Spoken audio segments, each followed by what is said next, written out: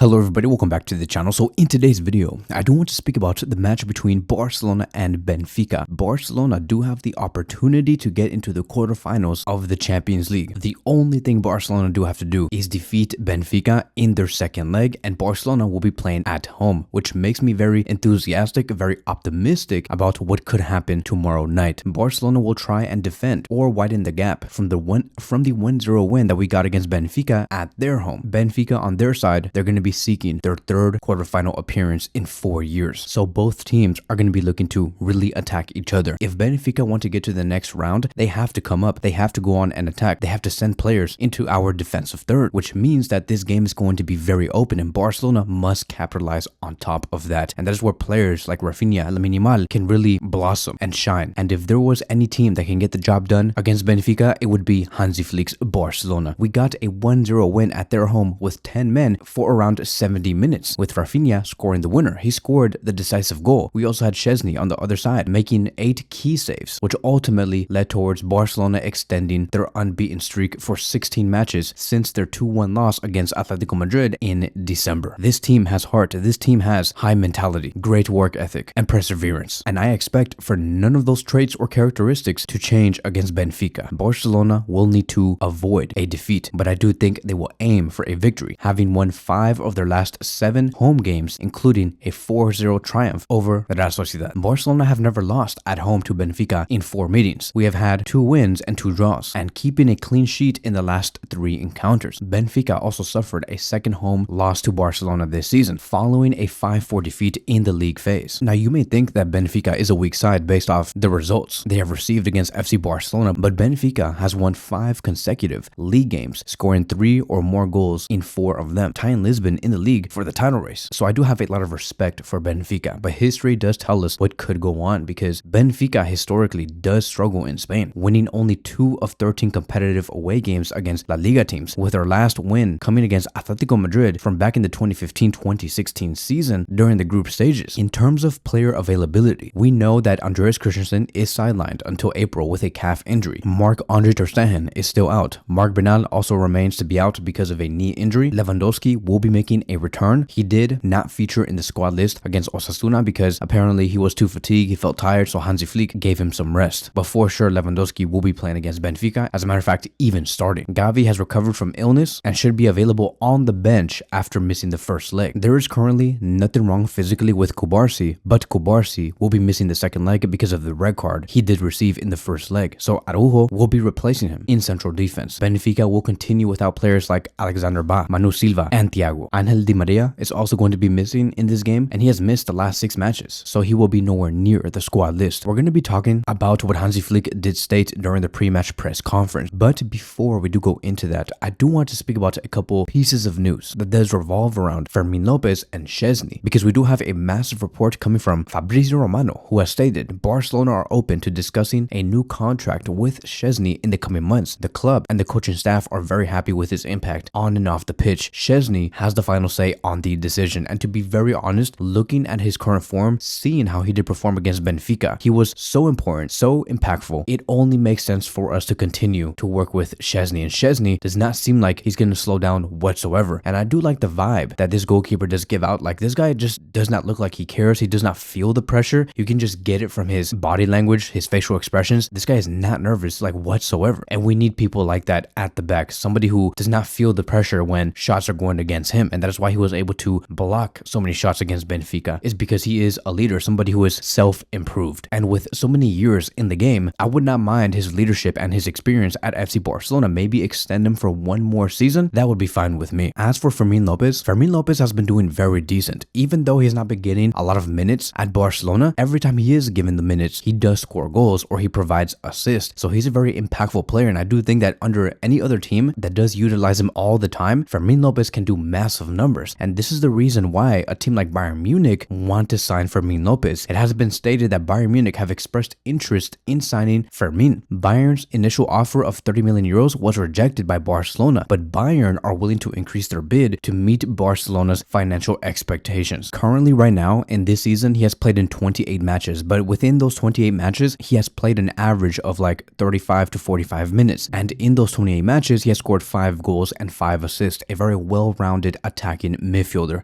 And honestly, like me thinking about selling Fermin Lopez in the upcoming summer, it does not really interest me because he is the future of Barcelona. He is somebody who does show that he has a lot of passion and heart for the badge. But it does get a little tricky because when we talk about the attacking midfield position, we have two players who play in that position, and that is Dani Olmo and Gavi. I still think that there is a place for Fermin Lopez. So it's ultimately going to depend on him. If Fermin says, okay, I'm fine, I want to go somewhere else because I want to get more minutes, I want to play more, then so be it. And then comes Barcelona, right? I would like to see Barcelona accept offers of around 45 to 50 million euros because Fermin Lopez is a baller. This guy is not just a random La Masia player that never played in the first team. No, he has shown a lot of quality last season under Xavi Hernandez by scoring 11 goals. He was so important in the Olympic Games, carrying Spain all the way into the final. And then now you're telling me that with all these minutes that he was given, he scored 5 goals and 5 assists? Fermin Lopez is a top player, and 30 million euros is just too little. So Bayern is going to have to re-up their bid to at the very least 45 million euros because of his age, because of his contract, and because of his potential. So speaking about the attacking midfield position, there has been a lot of talks about whether who should be starting in the midfield, and between Lamine Yamal and Raphinha, Mundo have claimed that Hansi Flick's only doubt for the match against Benfica is whether to start Gavi or Dani Olmo. Olmo is more likely to start, but the final decision has not been taken yet. So I do want to ask you guys, who would you guys choose to be starting between Lamine Yamal and Raphinha? Who should be our number 10? In my opinion, it is going to be Dani Olmo. This is going to be a conversation that we will be having in just a few minutes. Because first, I do want to speak about the press conference that Hansi Flick did have, because he did hype up Raphinha a lot, which is understandable. Raphinha is Mr. Champions League. And so let's do this. Hansi Flick has first said, Benfica have a very strong team and coach Bruno is doing a great job. You can see their philosophy and how they want to play. Very true. Benfica is a great, strong team, a team that does cause damage, has given us a lot of headaches, even though we have won twice already. Benfica is not a team that you want to underestimate. They can really harm you. Then he stated, Benfica have won many games away from home. We need to be cautious about that. Tomorrow, we will press high and try to be well positioned on the pitch. That will be very important. So like I have stated in the beginning of the video, this is going to be a game that I'm going to assume is going to be open. And I say that because Benfica are now forced to score goals. They have to score goals. If they want to go to the next round, they have to send multiple men up. If not, they're not going to win. And so because they're going to commit a lot of players in our defensive third, it's going to allow for Raphinha and Lamine Yamal to attack those open spaces. Then they have asked Hansi, do you think this was a tough week? And he says, it always happens. When I think back to the week we played against Bayern Munich and then Real Madrid at the weekend, it was very similar. The only way out of some situations is to score goals. So it's great to see Raphinha with that mentality. He's a player who is very focused on that aspect. I'm happy to have him at this level. Then the journalist asked, okay, so do you think that Raphinha should win the Ballon d'Oro? And he said, he is a candidate. Yes, Raphinha has this hunger and a way of attacking that you can see. And like I've said, it's great to watch him play. And so it's great to hear that Hansi Flick is seeing eye to eye with us. Raphinha is Ballon d'Oro worthy. In the Champions League so far, he has provided an assist and a goal against Young Boys, 3 goals against Bayern Munich, 2 assists and 1 goal against Red Star, 1 goal against Dortmund, 2 goals against Benfica, 2 assists against Atalanta, and 1 goal against Benfica again. Flick stated, I think Raphinha has done a great job this season, and it's really good to see that. When you see the goals he scored, like the 2 winners against Benfica, he has this great desire. Then he continued, this morning we had a meeting where we presented what we did well and what needed to be improved. None of us think qualification is already secured. So now this is going to lead me towards the predicted starting 11. And I do think that a lot of us are going to be having total consensus on this because no player should be rotated. There should be no starting player on the bench. It's going to have to be this one right here that you see, with Szczesny in the goalkeeper position, Jules Koundé, Araujo, Inigo Martinez, and Balde at the back. Remember, Kubarsi cannot play in this game because of the red card from the previous match. And then we do have Frankie and Pedri in the double pivot position, with Lamine Yamal on the right wing position, Dani Olmo as the 10, Raphinha on the left, and Lewandowski up top. No stones are going to be unturned. This is possibly going to be Barcelona's best 11 for the rest of the season, and we do need a squad like this against Benfica and really pound this team. I would like to see a 3-4-0 win to really make a statement to all of Europe, and hopefully players like Raphinha and Lamine Yamal can score more goals because they do deserve it. They do deserve to have a great Champions League run because of what they have given us over the past season. So that is it. That is going to be wrapping up today's video. Thank you guys so much for watching, and I will see you guys in the next one.